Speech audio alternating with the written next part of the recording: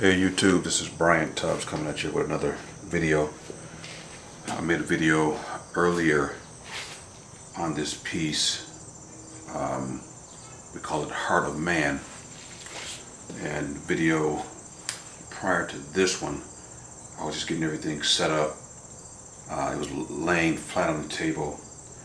I was having to try and get into these tight areas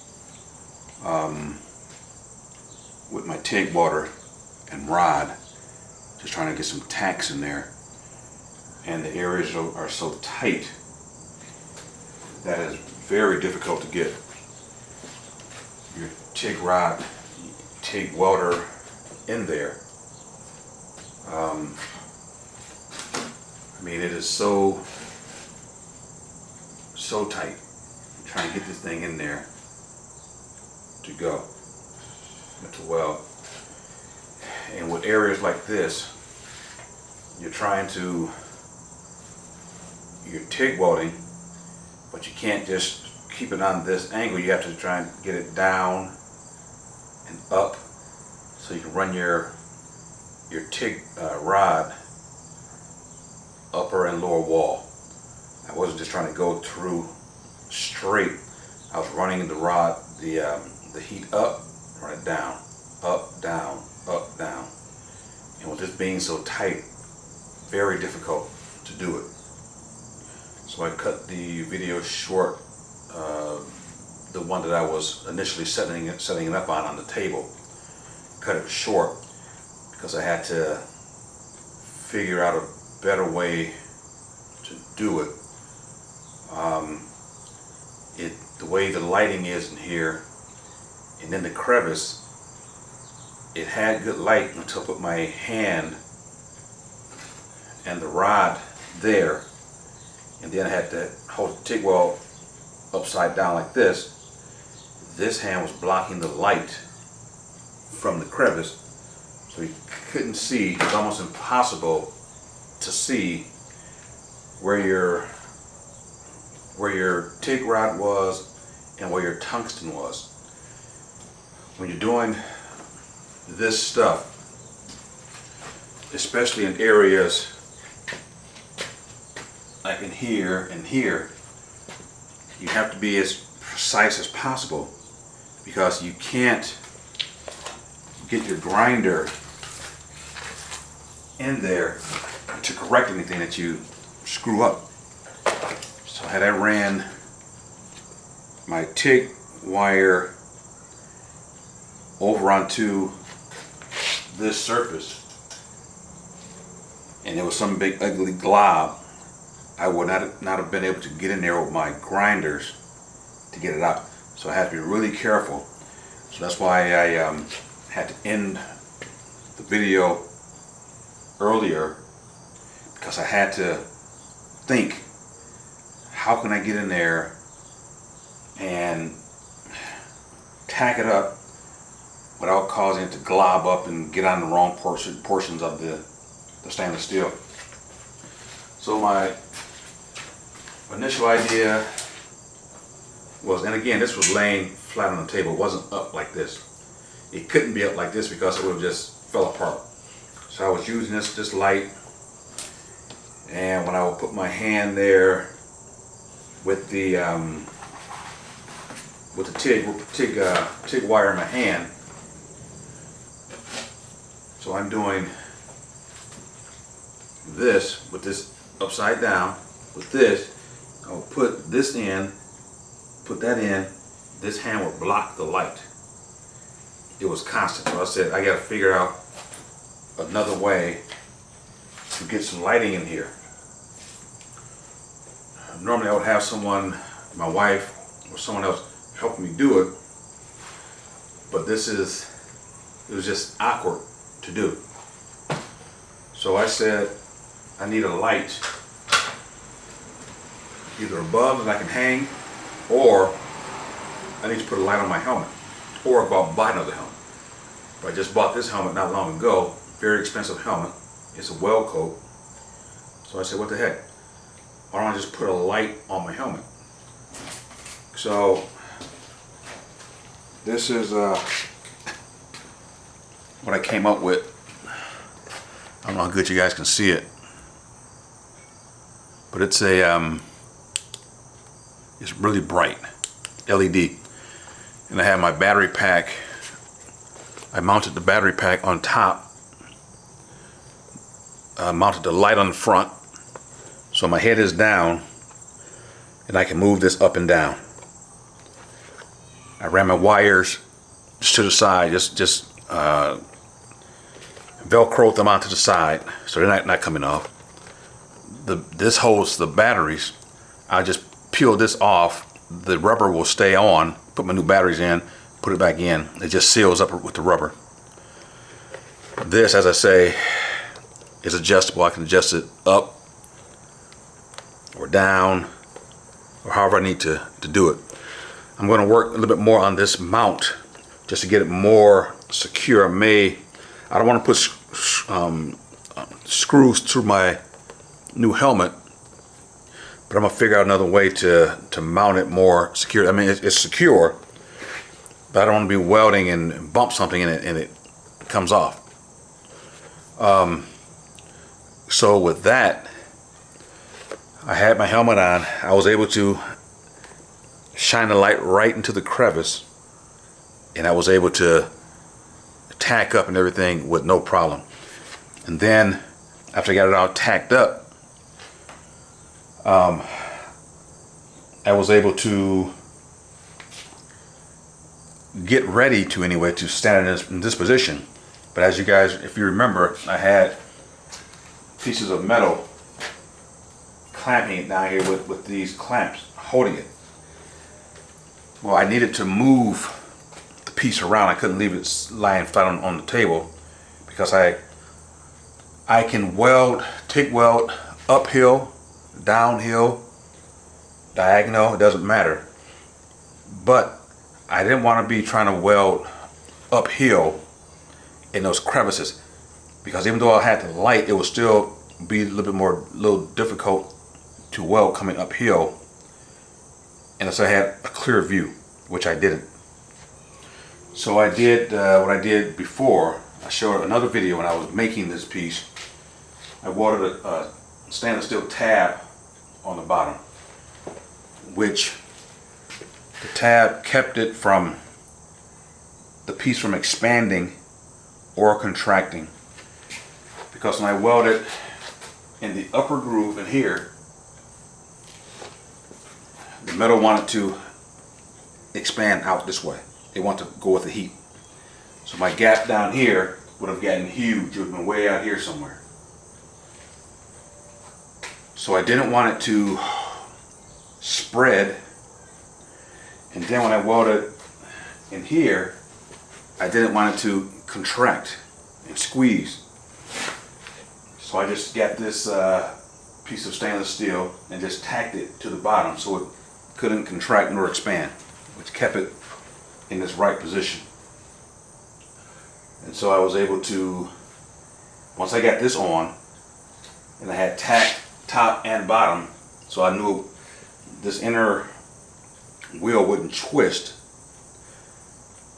and I put that on, I knew I was able to stand it up solidly and it wouldn't move on me. So that's when I stood it up.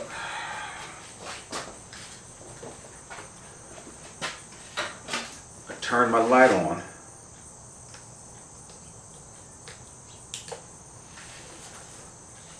I had my rod, and I was able to go right in here and weld it up. And on the other side, it was basically just the opposite. So this is heavy, really heavy.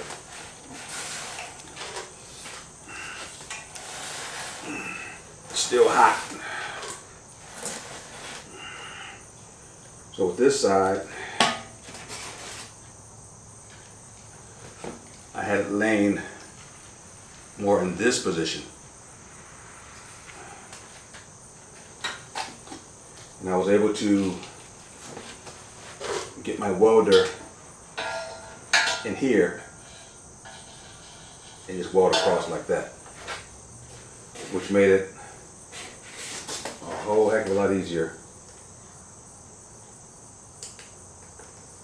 than trying to have it laying on the table flat, trying to run it uphill. I could have done it, but it just would have been just crazy difficult to do. So that's kind of some of the things I came up with. Putting a light on my helmet and clamping it, you know, putting these clamps on it to keep it from falling over left or right. Like I said, I didn't want to have anybody else come out to help me do it, because I'm going to be making more of these, because I'm sure when we take this to the first show, it's going to sell. The first one I made it, my wife and I. She went into the house. I rolled the thing outside, put the door down, took a picture of it, texted to her. She texted to one of our buyers who's bought 2 of our other large pieces. I went in the house 10 minutes later, and she said, "The guy Harold wants it." I'm saying, what do you mean he wants it? She said, he wants it. Before we take to a show, before we put it on the internet, on our website, before anything, he wants it. So just like that, it's sold. So I'm sure we have a show a week and a half from now on Labor Day, a 1-day show. It'll be gone. So I know I'm going to be making more and more of these. So I'm trying to just go through and lay out the plan as far as how best to make them. I'll get help on the next one, because I'll be able to just say, okay, we need to do this, this, and this. But with this second one, it was more of how to lay it out, all that kind of stuff. The first one was just kind of just ideas coming out of my head, and I was just doing something. But this one is much better. I mean, the first one was really good, but this one is better because in the first one I used a 12 gauge here, 14 gauge, 14 gauge, and when I was welding it, it had a slight little twist to it on the very bottom. So when I mounted it to the base, I cut a groove in here on top of the base on both sides. Took the piece and I kind of sank it down in the base a little bit, and then TIG welded everything back up. It came out, I mean, it was perfect, but it just sat down in the base a little bit because it was slightly tweaked on one of these arms. It should have been laying flat, but it was slightly tweaked just a little bit. So I couldn't just set it on top of the base because it would have had a slight little gap there, so I set it down in there. But this one, perfectly straight on both lower portions, and that's because I used 12 gauge here this time, not 14. I used 12. I used 14 in here, 14, and it just made it just more rigid. And of course I clamped it down to the table and did all the things I normally do, but it came out, actually it came out as close to perfect as you can get dealing with stainless steel. So the next thing will be, I don't know if you guys see this, the next thing I'll be doing, I'll get some help for this, for the next portion. I'll be taking it, setting on the base,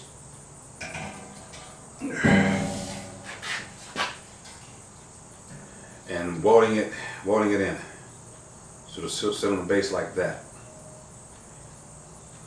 It stands about, I don't know, 5'8", 5'9", somewhere in there. So that's how it will look after we get it all finished. far as welding and whatnot. Oh, this is heavy.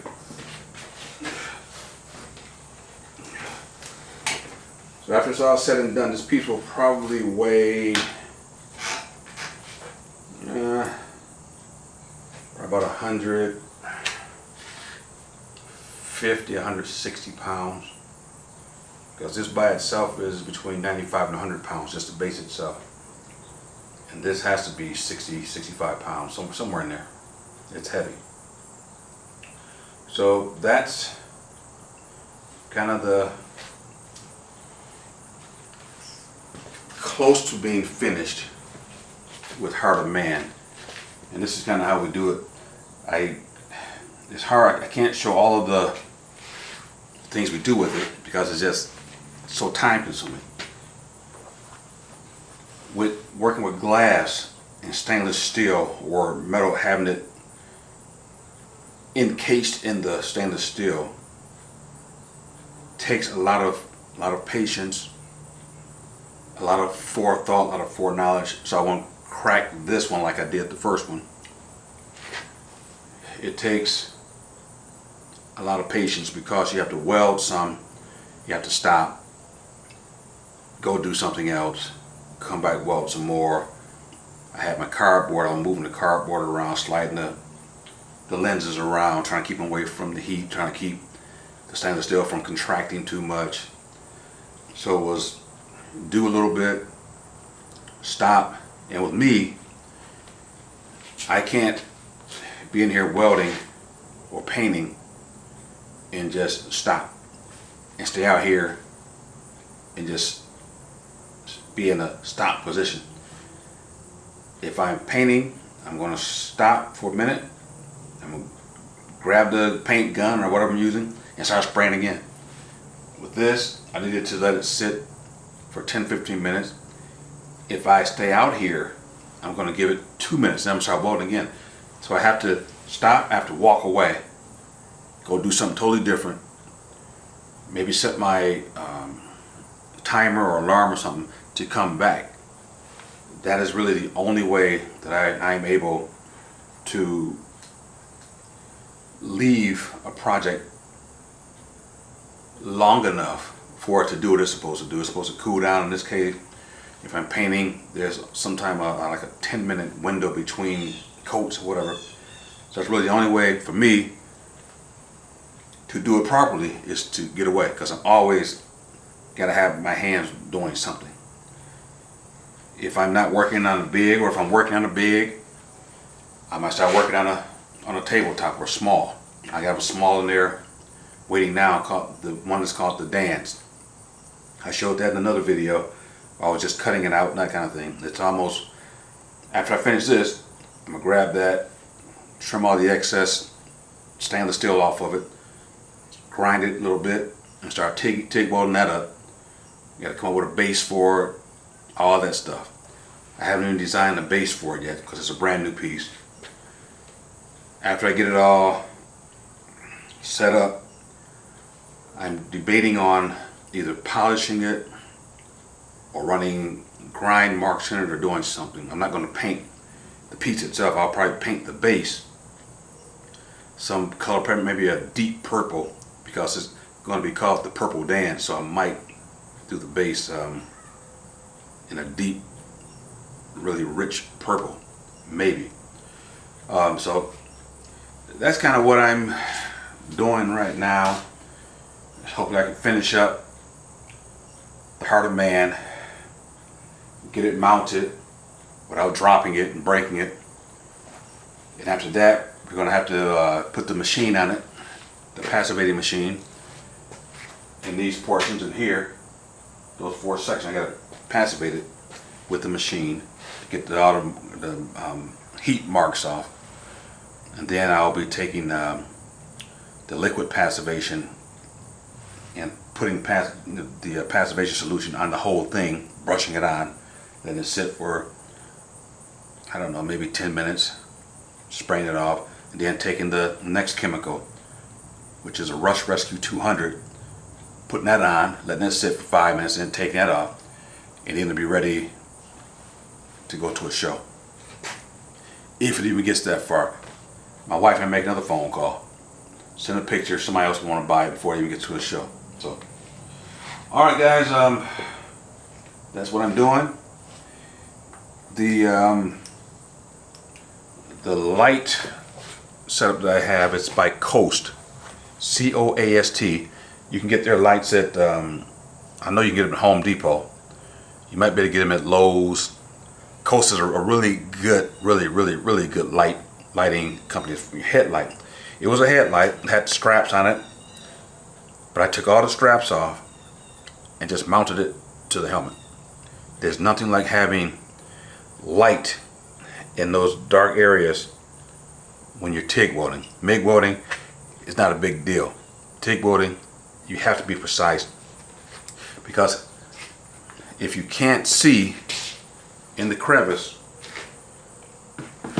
or in a dark area, what will oftentimes happen is you can dip your tungsten either into your puddle or you will touch your TIG rod, and you can have just this ugly mess in there. So, alright guys, that's going to do it for the second part of the video I just shot. The Heart of Man and the Coast light for my helmet. Alright guys, I will see you on the next video. Tune in. Hopefully I'll have this one all complete, and I should be at some portion of the dance, and I'll kind of let you guys see what I'm doing there. Alright guys, it's been good as always, and I will see you on the next one. Peace out.